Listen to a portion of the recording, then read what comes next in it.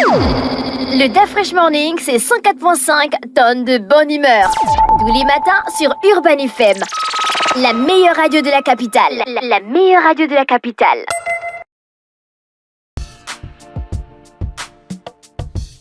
Vous êtes sur les 104.5 Urban FM. La station urbaine ce matin, on reçoit un virtuose du violon. René, tu connais le violon? Oui. Un virtuose, c'est comme ça qu'on dit un virtuose du violon. Il s'appelle Simon Antoine, j'ai regardé sur YouTube, je vois qu'il a beaucoup de vidéos. Il a même déjà participé à l'émission sur Gabon Télévision, je pense, qui s'appelle Portrait. Ouais. Et il est avec nous ce matin dans le DAF Fresh Morning. Antoine, bonjour. Bonjour DAF Fresh. Comment tu vas? Je vais très bien, et toi? Tu es un virtuose du violon, moi je kiffe le violon. Ah super, donc on va s'entendre. Ouais, je kiffe le violon. C'est un truc, c'est un instrument qui me parle beaucoup. Ouais. Ma dernière fille, quand elle était dans le ventre, je lui mettais souvent Romance andante de Mozart. Ah, c'est des violons. Okay. Donc on mettait les baffles sur le ventre et puis on les mettait. Ouais, mais c'est conseillé en fait. C'est conseillé de faire écouter de la musique aux enfants dès le ventre. Hein. Mm-hmm. Ouais. Donc en plus la musique classique, ça a des effets. Comment tu te retrouves dans le violon? Bon, je suis quand même venu d'une famille où il y avait déjà des musiciens. Ouais, mais pas des violonistes. Pas des violonistes, mais j'ai eu la chance d'avoir dans mon cursus un papa qui était musicien et directeur du conservatoire qui avait à lui à l'époque. Et quand les musiciens occidentaux venaient ici pour enseigner, pour donner des cours là-bas, eh ben, il s'est trouvé qu'à l'âge où moi je devais commencer les cours, il y avait la filière violon qui s'ouvrait. Ah, d'accord. Et donc, il a insisté pour que je sois dedans alors que moi je voulais faire autre chose, quoi. Mais, donc, c'est d'abord la volonté de quelqu'un d'autre et puis heureusement je suis tombé amoureux d'eux. Il y avait beaucoup de gars en école de violon avec toi à cette époque? On était nombreux. La formation était à 21 000 seulement le mois. Wow. Bon, c'était quand même accessible. On était nombreux. Et puis, progressivement, les gens ont abandonné pour des raisons diverses. Et puis, je me retrouve un peu seul. Mais c'est quand même compliqué d'apprendre le violon. C'est vraiment compliqué. Déjà, une chose, c'est qu'au début, les sons qu'on produit sont pas toujours très agréables à entendre. Si vous voulez une démonstration, on aura l'occasion. Vous mettez d'abord les cotons dans les oreilles parce que c'est vraiment pas joli, surtout qu'on n'a jamais entendu ça. La première fois que je vois un violon, j'ai 6 ans et le premier son de violon que j'entends de ma vie, c'est le mien. C'est pas et le son des débutants, c'est pas joli du tout. Ouais. Donc je peux comprendre que beaucoup de gens se soient découragés parce que de passer de ce son qui est désagréable à quelque chose de à peu près correct, ça prend du temps. Est-ce que tous les violons sont pareils? Non. Bon, je sais que le gros c'est le violoncelle. Oui, mais on a d'abord dans les violons, on a 2 types de violons. Le violon que j'ai ici qui est un violon tout simplement, et puis le violon alto qui est d'une taille légèrement plus grande. Après, si on doit donner un cours, par exemple, comme je le fais aux enfants, il y a aussi des tailles pour enfants. Donc c'est la taille adulte. Ce que j'ai avec moi ici, c'est la taille adulte, mais il y a des tailles pour enfants aussi. Donc voilà. Ça prend combien de temps déjà pour apprendre à maîtriser au moins les bases de violon? Quand un gamin de 6 ans, 7 ans commence le violon, à partir de combien de temps est-ce qu'on peut commencer maintenant à estimer que il a déjà une base quand même? C'est difficile à dire, ça dépend de l'élève. Il y a des enfants qui prennent en un an beaucoup de bagages et puis d'autres qui vont traîner le même bagage sur 3 ans. Donc ça dépend. En un an, il y a des enfants qui font de belles choses. Là, j'ai une petite qui est capable de jouer la concorde. Elle a commencé seulement l'année dernière, alors qu'il y a des élèves qui sont là depuis 2-3 ans qui ne sont pas capables. Donc, voilà. On retrouve les mêmes notes au violon, les do, ré, mi aussi? Exactement la même chose. C'est le même système. C'est exactement le même système. Nous lisons tous les mêmes notes, en dehors de ceux qui font les percussions, qui ont d'autres types de notes à regarder. Mais tous les autres instruments, là, on lit les mêmes notes. Il nous faut combien de temps pour jouer un Vivaldi? Parce que quand on apprend d'abord avec les chansons des autres, comme partout ailleurs. Oui, exact. Il nous faut combien de temps pour jouer un Vivaldi ou bien pour jouer un Mozart? Les petites musiques. Je dirais 2 ans, c'est suffisant. 2 ans. c'est suffisant. Mhm. Quelque chose de basique, parce qu'il y a Vivaldi et Vivaldi aussi, lui aussi, il a plusieurs étages. Oui. Maintenant, si on veut jouer quelque chose qui est vraiment au sommet de la pyramide, moi je dirais 5-6 ans, Oui. on commence à avoir maintenant un bagage technique qui est tel qu'on Quelles peut sont les jouer aptitudes personnelles qu'il faut avoir pour être un bon violoniste? à l'amour de la chose. Amour de la chose. C'est indiscutable. Parce que c'est difficile. Mhm. À l'apprentissage, vraiment, on souffre. On a le bout des doigts qui est en contact avec du... C'est pas tout à fait du métal, mais c'est tout comme les cordes sont faites d'une matière un peu coupante. Mhm.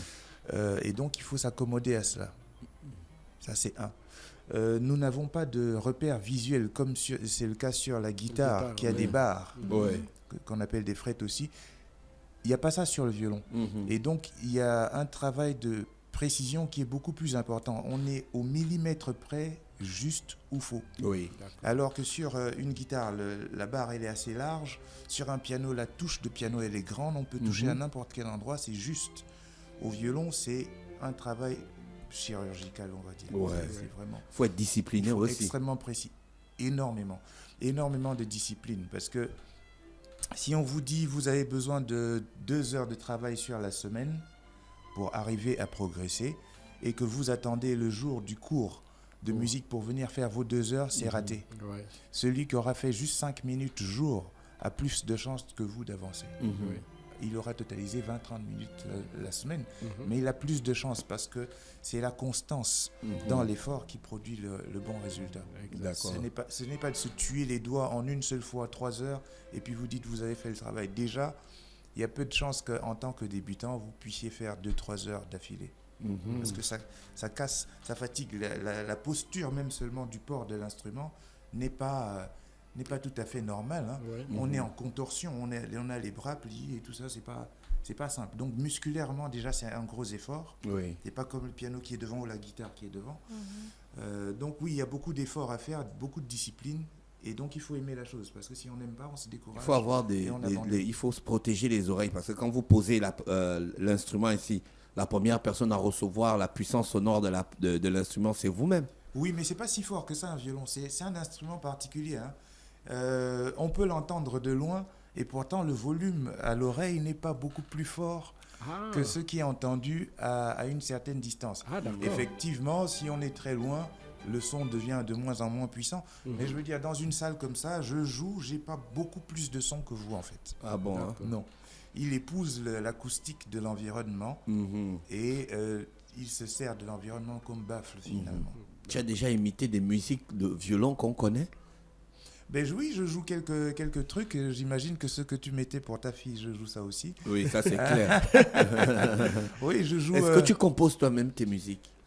Oui, je compose, mais je n'ai pas la vitesse de production que j'aimerais avoir parce que ça Pourquoi? coûte un certain prix d'aller en studio. Ça coûte un certain prix de faire une production et donc j'y vais lentement sur les sorties. Non, on a un studio ici. Ah d'accord. Bon, on fera un partenariat alors. Si ça peut accélérer mon travail, j'ai pas de souci. Mais oui, je le rapport entre tes compositions et le studio. Ça Parce veut dire que... parce qu'il y a 2 types de compositions. Il y a les compositions écrites. Mhm. Ça, j'en ai quelques-unes.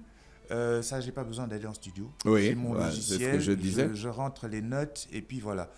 Et puis il y a les productions qui sont plus pour la musique, qu'on va dire populaire, mainstream. Non, mais quand on fait le violon, on fait pas pour la musique populaire. On fait mainstream quand même. C'est un instrument de haut lieu. Mais Tu vas pourtant pas nous non. faire de... Il faut Pourtant, démocratiser non. aussi. Tu vas pas un nous faire peu, de Mikwanya avec... Il faut un peu démocratiser. Et si, Peut-être, alors j'ai fait pour parler de Mikwanya, mais c'est pas Mikwanya, mais j'ai fait du tandima avec le violon. Ouais. Donc, ben oui, parce que très souvent, je suis arrivé quelque part, je joue du Bach, Mozart et tout ça. Ouais. Mais Et ça puis ne on parle te pas dit, aux non, gens. t'es pas en France ici. Voilà. Je me dis, désolé, le répertoire au violon, c'est ça qui est connu, c'est Mozart, Beethoven et tous les autres. Mais ici, ça n'a pas marché forcément comme je voulais. D'accord. Donc, à un moment donné, j'ai compris le message. Quand j'étais aux études aussi, à Chicago, ça m'est arrivé là-bas. Je joue leur Tu répertoire. as joué le violon à Chicago? Oui, c'est là-bas que j'ai fini mes études de musique, en fait. D'accord. Alors, Au quand conservatoire? université, dans un département de musique. Ouais. Donc, quand je finis de jouer avec eux tout le répertoire habituel, à un moment donné, ils me disent, mais ça, c'est les sonorités occidentales. Comment le violon sonne chez vous? Et là, c'est une colle. néant. On n'a pas de répertoire. Donc, ça m'a donné envie de venir vers nos cultures, Tandima, et l'aune et tout le reste, et de mettre du violon dessus. Ben oui, parce que les autres mettent bien du hip-hop, hein, ils mettent du violon sur du hip-hop. Ouais. À l'origine, le Oui, violon, c'est j'écoute. plus classique. Oui, Ouais. oui. Ils ont introduit ça dedans, et maintenant, ça paraît naturel d'entendre du violon sur un truc de Jay-Z ou de je sais pas trop qui. Voilà. Alors, Donc, pourquoi on ne pas dit, mettre ça sur les on langues? dit que en musique, en fait, il y a certaines fréquences qui sont associées à la paix, à l'harmonie. Aux Est-ce que émotions. aux émotions, en fait, est-ce que le violon, Tu rentres et dans par ma tête exemple, pour violer mes questions. est-ce que avec le violon, il y a des fréquences qui sont associées à l'élévation spirituelle? Mais en fait, c'est pas forcément le violon. Quand on parle de fréquence, on parle là du nombre de vibrations par seconde.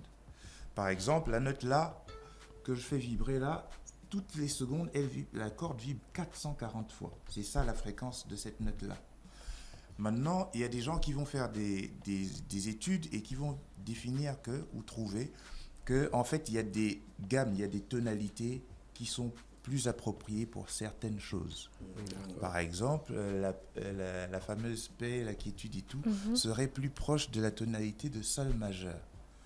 Et c'est pour ça que beaucoup de musique populaire et tout ça Sol majeur. vont à être toujours proches de ce genre de tonalité. Sol, si bémol, la. C'est des tonalités qui sont facilement écoutables, accessibles à l'oreille facile. Alors qu'il y a des tonalités qui perturbent l'oreille. Au premier abord, on est surpris. C'est pas aussi proche de nous que le fameux sol. Donc voilà, il y a des tonalités comme ça, il y a des fréquences comme ça, mais c'est pas propre au violon. Maintenant, ce qui est propre au violon, ça va être son timbre. Je t'entends, je reconnais ta voix, c'est ton timbre que je reconnais. J'écoute les uns et les autres, c'est le timbre. Et le violon a un timbre particulier à cause de ce qu'on appelle des harmoniques, c'est-à-dire que je joue une note, mais derrière cette note-là sont cachées toutes les autres notes de l'univers, en fait. Mais elles sont rangées dans un certain ordre qu'on appelle la série harmonique. Et sur le violon, c'est rangé d'une manière particulière qui fait que son timbre est Soit plus unique. riche, par exemple, qu'une flûte. Vous prenez une flûte, c'est pas pareil que quand on entend le timbre du violon qui a une suite harmonique qui est beaucoup plus riche. Donc, si quelqu'un veut faire de la méditation, vous savez quoi jouer? Pas forcément que je sais quoi jouer, mais je sais dans quel esprit orienter mon travail. Je sais quelle tonalité je vais aller chercher pour ne pas perturber, par exemple, sa quiétude, ainsi de suite. Oui, ça c'est normal. Dans cette vidéo, tu joues quoi? Alors la première là, c'est la concorde. J'ai retravaillé la concorde en y mettant le mungongo, des percussions de chez nous. Je pense même qu'il y a une sitar à un moment donné. Il y a la corne. Et donc j'avais après le fameux 30 août, je me suis dit c'est le moment de donner une couleur locale à notre hymne. Ça sonne fanfare. Alors les gens me disent le violon c'est occidental, désolé, la trompette aussi. Pourquoi vous vous êtes habitué à la trompette et vous voulez repousser le violon? Je dis non. Donc avec mon violon, je fais le voyage vers notre culture en rentrant par la concorde. C'est une fantaisie. On écoute ça. Mais non. Tu ne peux pas nous transformer l'hymne national avec une chanson d'amour. Ça, c'est une chanson mais d'amour. je suis content que tu magnifique. sois tombé dessus. Mais en fait, qu'est-ce que c'est l'hymne national du Gabon? C'est une chanson d'amour. L'hymne national du Gabon, c'est pas une chanson d'amour, c'est une Ah, chanson mais qui si. inspire le courage, l'amour de la patrie. Unis dans la fraternité, Mhm. unis dans la concorde et la fraternité, c'est l'amour. C'est ça les premiers mots. Ouais, mais là, C'est c'est une pas de chanson même d'amour. amour que je parle. Est-ce que C'est tu une pourrais, chanson d'amour. Est-ce que tu pourrais nous parler un peu plus de ton académie Ah, Ouais. oui, bon, alors quand je suis rentré, je suis tout de suite rentré dans la dynamique de diffuser mon art. Mhm. Et dans ce cadre-là, j'ai commencé à donner des cours de musique et j'ai monté une petite structure Au Gabon, ici. ici, dans laquelle je donne essentiellement des cours de violon. Ok.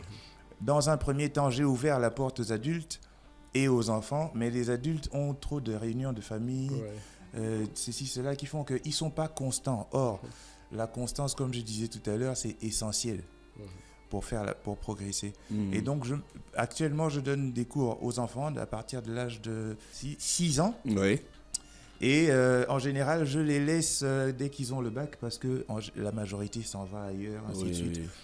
Et donc, c'est un peu ça la formation. L'académie se situe où? Actuellement, on est situé à Élie. Ancienne Sobraga, oui. Voilà. Et donc, c'est là qu'on lit les cours du lundi au samedi. De quelle heure à quelle heure? En après-midi, parce que les enfants sont à l'école en matinée. Et donc, à partir de 14h, en général, On peut se procurer l'instrument au Gabon? Il y a quelques instruments. J'ai un petit nombre d'instruments encore disponibles moi-même que je mets à la disposition des enfants selon la taille, si j'ai la bonne taille. Et quand ce n'est pas possible, on est obligé de commander. Oui, ça coûte cher quand même. Oui. Un Stradivari, ça coûte plusieurs millions d'euros. Oui, un Stradivari. Mais non, mais pour nous ici, pour apprendre, on n'a pas besoin de ça. Oui. Avec 200 €, 300 €, on a un super petit truc qui va nous permettre de bien apprendre. Après, évidemment, je faisais la blague sur le Stradivari. Un violon, c'est quoi un Stradivari? C'est une marque en fait. Stradivari, c'est un luthier, donc un confectionneur de violons qui a vécu dans les années 1600. On peut faire des violons avec l'okoumé? Ça, ce serait une belle expérience. Je ne suis pas sûr de la qualité, mais oui, il faut trouver. Peut-être qu'on a une essence de bois ici qui marcherait, peut-être pas l'okoumé, parce qu'il faut un arbre qui soit particulièrement dur pour faire le violon. Ton arbre qu'on fait. Oui, il y a le padouk, il y a on le fait zigo. les rails, les bois des rails des trains. Il y a le zigo aussi. Donc il y a le padouk. Mais le padouk, il est super dur pour le traiter. L'arbre avec lequel on fait le violon doit être à la fois solide et avoir une certaine forme de tendresse. Bon, il a une texture particulière. Oui.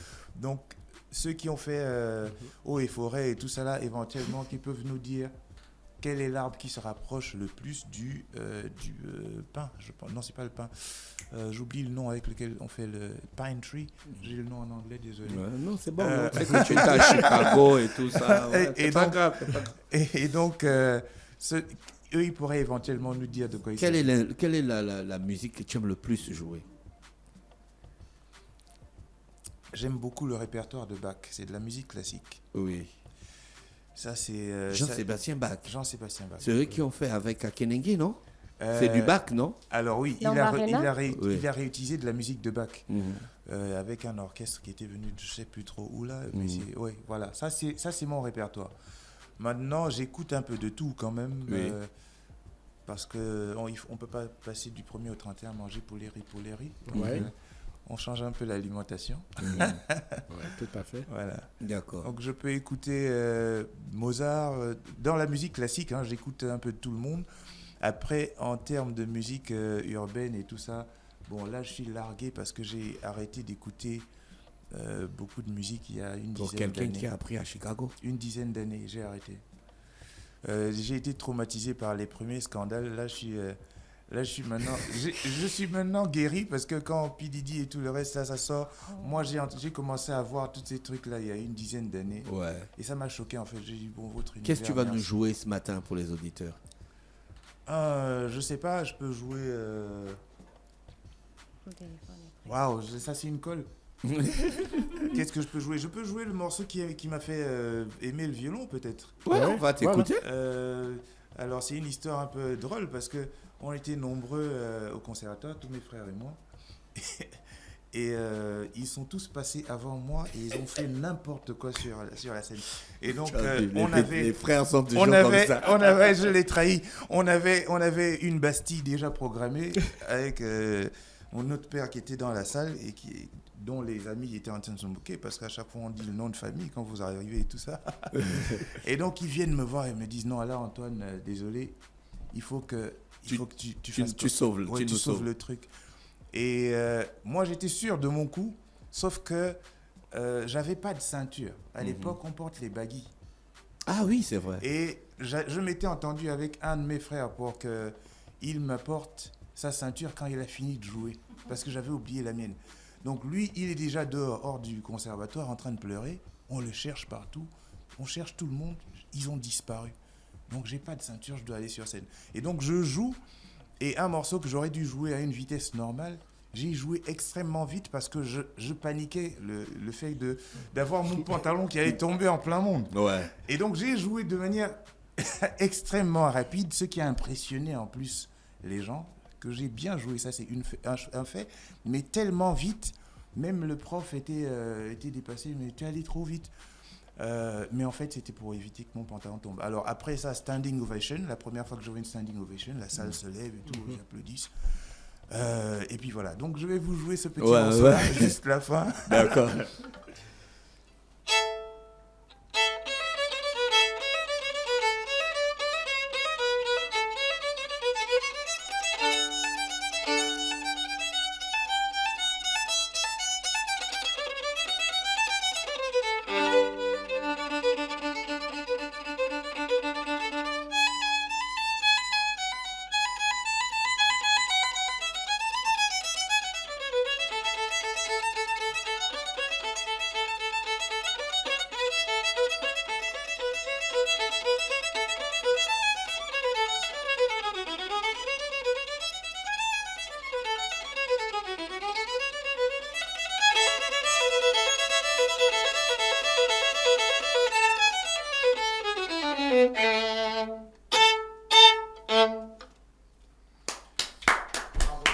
Donc là, C'est de qui? j'ai 13 ans, c'est Yanchinov. Ouais. C'est un compositeur de l'Est. Ah, ça, c'est une des raisons pour lesquelles je n'aimais pas le violon, d'ailleurs. Je jouais que du répertoire de l'Est à l'époque. Et bon. Et c'était pas très bien vu par l'Ouest. Non, c'est... disons que c'est des musiques qui ont une couleur particulière. Et quand on n'a jamais entendu ni violon, ni ce genre de musique, là, on est un peu perturbé. On veut jouer les trucs que tout le monde entend tous les jours. Donc voilà. Simon-Antoine, Après- c'était vraiment un plaisir de te recevoir. En fait, on peut parler toute la journée parce que c'est un instrument que je kiffe D'accord. beaucoup, mais malheureusement, j'ai encore d'autres invités. Super, Ce matin, super. c'était vraiment un Merci. plaisir de te recevoir Merci beaucoup. Merci et d'être de fraîche. partager ces moments vraiment intéressants avec toi. Super. Merci J'espère beaucoup. qu'on aura l'occasion de passer beaucoup plus de temps à discuter sur du violon et sur ton Même ambition off, de faire y a pas de connaître ça à la jeunesse. Ouais, ouais, Moi, j'aimerais ouais. bien emmener une de mes filles dans ton école. D'accord. Ça serait bien. Bon, on a les contacts. Ok, Ça d'accord. marche. Merci. Merci. Le Da Fresh Morning, c'est 104.5 tonnes de bonne humeur. Tous les matins sur Urban FM. La meilleure radio de la capitale. La meilleure radio de la capitale.